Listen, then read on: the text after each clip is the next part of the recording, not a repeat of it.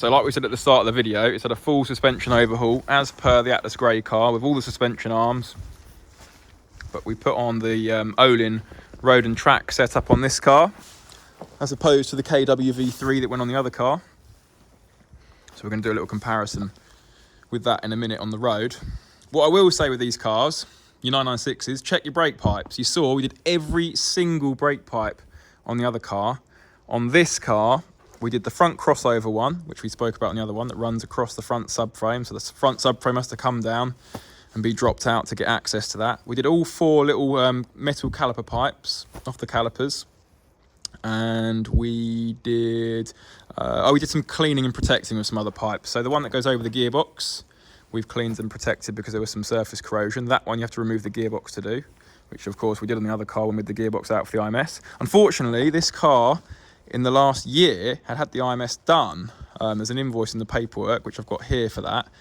But annoyingly, the garage, for some reason, didn't do the brake pipe while the box was out, which is what we would have done. But we've cleaned and protected it. It's okay. Like I say, surface corrosion rather than corrosion that's set in. So that's it for the brake pipes. We've also done some air conditioning work. The seals on the pipe work along the sill were leaking, so that's been done. It's had the exhaust all removed and all the fixings and clamps have all been replaced. And then probably the most interesting bits and pieces we've done. You'd have seen this on the Instagram account if you follow Friends Green Porsche. Follow it if you don't. We've had all of our FGP interior upgrades done. So we've had the interior package, which is steering wheel. He's gone for perforated side sections, red stitching, red top centre line. Matching on the gear stick and handbrake. This car came in with the regular gear stick, but he supplied me with a Tech Equipment one with the aluminium piece there, which we're going to polish up for him. He's asked us to polish that up, so Brad's going to do that. It's had red seat belts to tie in with that red stitching, and to tie in with the red calipers and the red reflector strip. Always looks great on a C4S. We've removed the lower centre console, stripped it right back to the bare bones, sent that to the body shop and had it done in body colour, which looks great. We've done likewise with the seats. I love that when we do the backs of the hardback seats and the centre console. We've done, that's got a 997 GT3 shifting mechanism underneath there with the metal bushing and it's slightly shorter shifts. PCCM Plus. We are fitting no end of those at the moment. I seem to be ordering 5 a week. So that's a nice upgrade, absolute game changer. Is that it for us on the inside? I believe it is. That's that car. Let's quickly touch upon the other car, some bits you didn't see. First set we've ever installed, genuine Porsche roof rails, which I think are really cool. Again, if you follow the Instagram account, you'd have seen me put a post on there, a little poll to see if people like them or not. It was a mixed bag really. Some people thought they were really cool, some people absolutely hated them. Let me know in the comment section what you think of those. And do you know what, they're not as expensive as you'd think. I think they were less than 400 quid anyway for genuine Porsche roof rails. I've got to get this car back to the customer quickly. We're now on 15th December and he wants to pick up his kid's Christmas tree on the roof, so we need to get this car back for him. On the interior, he's also had the 997 GT3 shifter underneath there. He's also had a PCCM Plus installed. He's also got a pretty cool interior, but we didn't do this to this interior. This was already done. So this one's been done in suede Alcantara, red stitching. It's not got the top centre line. And then the seat centres have been done in this kind of 70s retro fabric. I've done a good job actually, they look nice. I think that's our lot on this one. So I've got the Atlas Grey car behind me running. So I'm going to jump in that and give some thoughts on the KW V3s. Okay, so Atlas Grey Carrera 4S with KW V3 suspension first. I want to start the test drive with full disclosure, full fairness, and let you guys know a couple of things this car's got that's going to affect its chassis that the other car hasn't got. So before it came in to us, it had already been fitted with the RSS semi-solid engine mounts that we fit lots of. Now what they do is they firm up the rear end of the car, they make it feel a bit tauter, stop the weight of the engine swaying around in the back. And the other thing it's got is if you remember, we fitted the H&R stiffer anti-roll bars, so that's going to make the chassis feel all that much stiffer. In fact, I've just gone and put 50 quid's worth of fuel in this car, and on the exit there was quite an incline and you could feel the chassis, there wasn't as much give in it. It does feel a lot stiffer. So anyway, two things this car's got that are going to affect its chassis that the other car doesn't have. So the KWV3s then, as we've already mentioned in the video, they're fully adjustable. They've got 3 types of adjustment on them. They've got ride height, they've got the rebound, and they've got the bump. Firstly, the ride height we've set at 23mm lower than standard to be precise. We've done that one because the customer wanted a slightly more sporty stance, so he wanted that wheel arch gap to be reduced a little bit without looking silly and compromising the usability of the car over speed bumps, etc. So I can report back, I've just been over some speed bumps and the nose doesn't touch down at 23mm lower than standard. Secondly, it's just nice to reduce that centre of gravity a little bit. So yeah, I think we've got the ride height bang on, but you've seen some images. Let me know what you think in the comment section about the ride height. The rebound and the bump we've set a bang on in the middle. Now I've just come along the lane from Friends Green Porsche HQ, and it's a country lane and it's got potholes and camber and all that sort of stuff. And it is a little bit firmer than what comes as standard on a Carrera 4S, which essentially comes with the MO30 chassis and shock absorbers. You can even see here on this road, I'm going over these bumps where they've relayed parts of the road, and it is jolting me around a little bit, but again, he wanted it to be kind of a fast road setup, so if we went any softer than that, we could have gone softer. You start to lose the performance and the sporty feel of it, but we'll get onto that in a sec. Okay, I've just kind of interrupted my flow a little bit because I've come across some fairly sharp speed bumps, so let's exhibit what they're like. Ooh, that one was a bit low. These are really sharp, so this is really testing the compliance of those shocks. Here we go. Right, I've got some drain covers here. I'm going to deliberately hit the drain covers.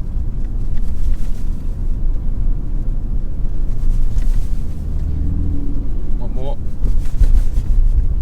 They're a little bit sharper. We've set this, like I say, in the middle, and it feels a little bit firmer than that of standard. It's fine, it's smooth. It's not like a crash when you go down a bump, but it's a firm process going over those bumps. Right, I want to get it on a bit of twisty stuff now and see what the handling's like. That's the main thing. There is very little body roll going around this roundabout fairly quickly. The change of direction is very, very sharp as well. The steering feels a little bit heavier because of those anti-roll bars. It does tend to do that when you put stiffer anti-roll bars in. You do feel the weight of the steering increase a little bit. Right, I'm coming up to another roundabout, so I'm going to give it some excessive speed round here. We've got plenty of roundabouts to choose from as we're in Stevenage. Any body roll? That's very, very impressive. There's almost no body roll. Oh, come on, Mini. Right, how's it changed direction? That's very, very good. It's so sharp on the front end. Like I was saying, the front, it does feel a little bit heavier on the steering, and that'll be because of those H&R roll bars we put on that are stiffer. Yeah, very impressed. I will say though, we've got to bear in mind that everything on this chassis now is new, so all the suspension arms, everything is absolutely drum tight, which makes a huge difference on its own before you even put a set of KWV3s on. Right, another roundabout. Oh, that's a big bump.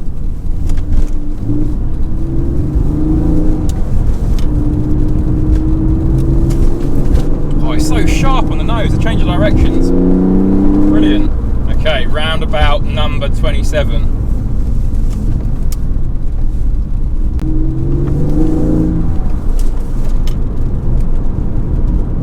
it's a greasy day as well. We've got wet, kind of icy roads, and I've got so much grip.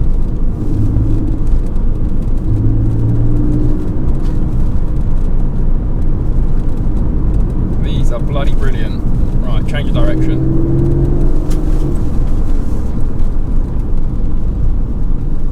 I'm going to go back now, get in the other car and do the same sort of thing and see what the difference is. This car is fantastic. We've done obviously a clutch, so the clutch was lovely and light. The 997 GT3 shifter gives that shorter, more precise gear shift.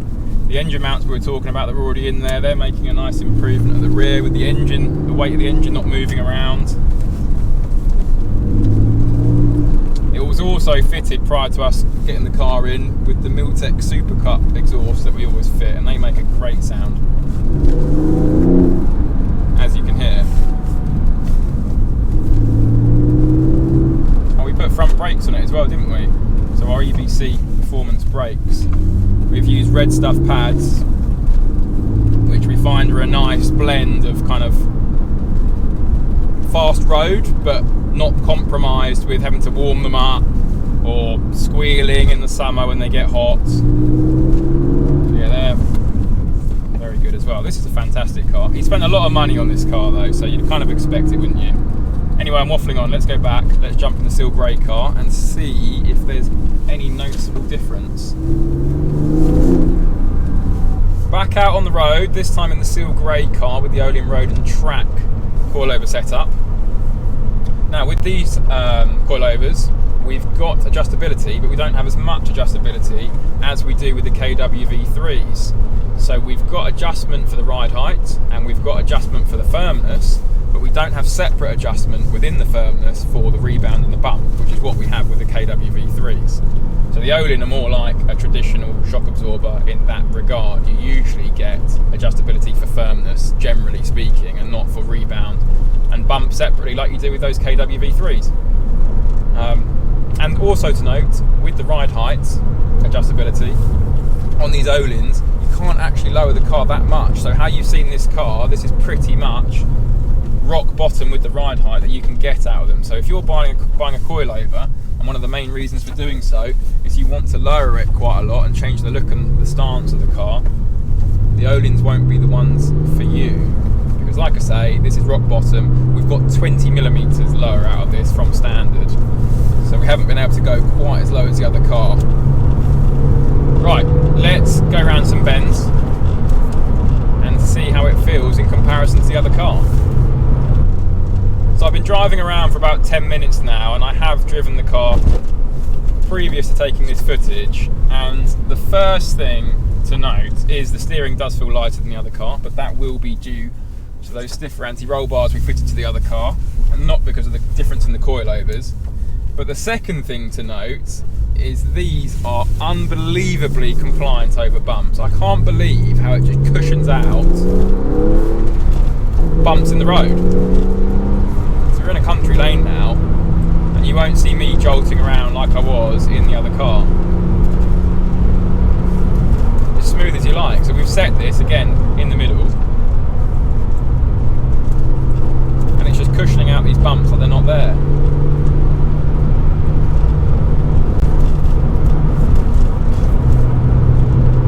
Impressive. Now these Ohlins, they do have a dual valve in them, so it knows when you've hit a sharp bump, and it will allow extra fluid through the shock absorber and therefore do that kind of dampening and cushioning.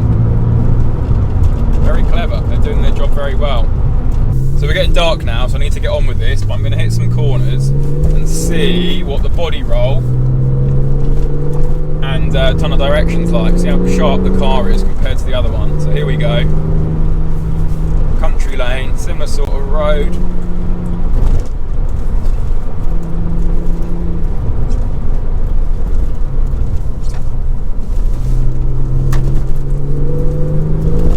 Doesn't feel quite as sharp as the other car,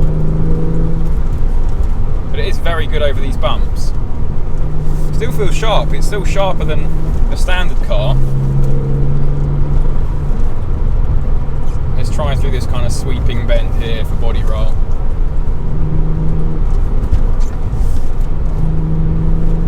The body roll's good. The body roll is good. It's not wallowing around at all.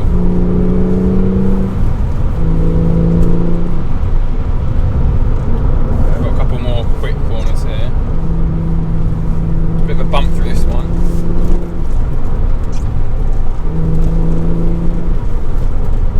You can really confidently carry speed through corners because it's cushioning out those bumps through those faster corners there.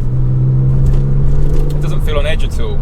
It's very easy to drive quickly through those bends there. I'm going to turn around and go and do that again. So I've turned round, I'm going to go through those same corners again. Let's hit these drain covers. So compliant over them. And the big bump here, nothing. Right, here's that fast sweeping bend. And test the change of direction here as well.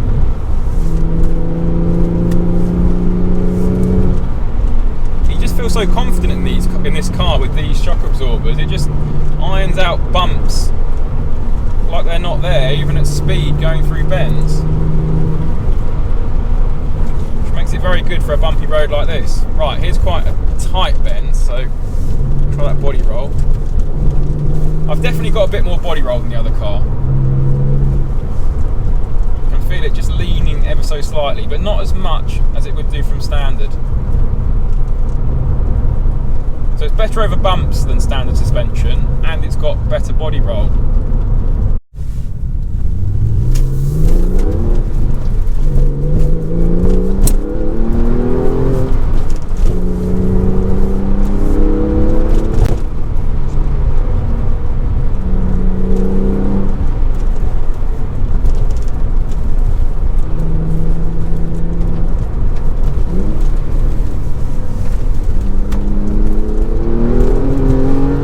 Back, it's getting dark and the GoPro battery ran out, as they always tend to with those because they're absolutely rubbish. But let's give a quick summary on both cars. Now, I haven't driven them extensively. I'd like to have gone a bit further and done some different kind of roads and just got more familiar with them, but I didn't really have time, so here we are. What I'm about to say with these is obviously based on the setup that we've given them both. So we've set them at about the same ride height. We've gone 23mm lower on the Atlas Grey car with the KWs, 20mm lower on the Seal Grey car with the Ohlin Road Track, and we've set both cars in their middle firmness. So my summary now is based on that. You could manipulate how they feel by changing the setup on them both. So, KWs on the Atlas Grey car. I definitely felt that it had a sharper turn-in than the Ohlins, and it felt as if it had heavier steering as well. But as we've spoken about, that will be because of those anti-roll bars and not the coilover setup that's on there. The body roll was also, I almost had no body roll on that car, in fact. Whereas on the Seal Grey car with the Ohlin Road Track, we did have a little bit of body roll, but not as much as you'd have from standard. Ohlins on the Seal Grey car, I felt the biggest positive with those was when we were going through those fast sweeping bends on the country lane with bumps, it was very confidence instilling because it didn't unsettle the car at all. It just cushioned them out as if they weren't there, and you could just carry the speed through without unsettling the car. So yeah, what would I say to summarise? I would say the Ohlin Road Tracks are fantastic if you want more performance, but you want to retain and improve, in fact, the compliance and the comfort of the car and its handling. And the KWs feel as if they're a more aggressive setup and would probably be better for track. And that's probably why you've got the adjustability on the firmness for the rebound and the bump. I can't see on the road why you'd have one set a couple notches more than the other. I don't think you'd notice a difference, but on track you could play around with that, go out, do a few laps, adjust it, come in, go out and see which was better. So yeah, I think that's my summary. They're both really, really good products. I'm impressed with both. The quality of both, let's talk about that. So the quality, the build quality of both products was fantastic. They're like two fine pieces of art. The CNC quality is brilliant on them both. They're both attractive looking items as well. What else? I must say the Ohlins were a bit more of a pain to fit. So the Ohlins the actual shock absorbers themselves, the coilovers, come all in bits, and you have to actually assemble them, whereas the KWs come ready built, and so you can just bolt them onto the car. I would also say the Ohlins too, they both come with instruction kits, fitting instructions, but the Ohlin ones were more in depth than the KW ones, and you'd think that would be a good thing, but the Ohlin ones were just no use whatsoever. They come with measurements for where you're meant to fit the preloaders for the springs to set the ride height on them, and we followed the instructions, lowered the car down, and the front end was just right up in the air, so we may as well have not had that. It just led us down the wrong way. So yeah, instructions weren't very good on the Ohlins, and you had to assemble them from scratch. So fitting the KWs were easier. Anyway, I'm waffling on now, and it's getting freezing cold out here, so I'm going to wrap the video up now. We're doing no end of suspension overhauls like you've seen us do on these two cars here. So if you're interested in having the same sort of thing done to your car, please get in touch. It doesn't have to be for KWs or Ohlin Road Tracks. We can also fit Bilstein B16 coilovers, or we can use just like for like Bilstein MO30s, or even just like for like Bilstein B4s. So yeah, please get in touch. I'll quickly give you some pricing actually, because people are always interested in the pricing. So for a full suspension overhaul using the Ohlins or KWs, we charged on these Carrera 4Ss, it will differ from model to model. These were $5,499 plus the VAT. If you were to go for the Bilstein B16 coilovers on a 996 Carrera 4S, it's $4,499 plus VAT. And if you were to go for MO30, so a fixed suspension damper like you can get from factory, or just a standard Bilstein B4 shock absorber, I think, I'd have to double check, it's $3,500 plus the VAT. So there we go. Anyway, thank you for watching the video, and we'll see you in the next one. Morning Luke, I just thought I'd send you a quick video to say thank you to yourself and the team for all of the hard work on the car. Got the car back now. I've done 2 days of driving around the Cotswolds, which is where I'm fortunate enough to live. I can now listen to my dodgy music on the PCCM Plus, which I love, and it really just transforms the 996 into a far more modern daily driver. So this is very dirty now. The handling, so I've got to say, the way you set it up out the box is just remarkable. I'm going to go out on a limb. I've had a lot of Porsches. This is my 17th one actually. I'm going to go out on a limb here and say that this is the best handling one I've had, and actually handles better than my 991.2 Carrera T. So this, the way you set it up, brilliant. Very confidence inspiring. It handles perfectly flat, soaks up camber changes, but the comfort level is where the true alchemy lies, I think, with this KW suspension. So I'm really, really impressed. Keep up the very high standards at Friends Green Porsche, and I shall see you next year for the second instalment. Thanks again, mate. Hiya Luke, yeah, and team of FGP. Yeah, just a quick little review on the car. So obviously I got Ohlin suspension, and the rest all done. Slightly lowered, as you can see. I think it was 20 mil, but yes, it's really good. Really happy with it. Here's the steering wheel.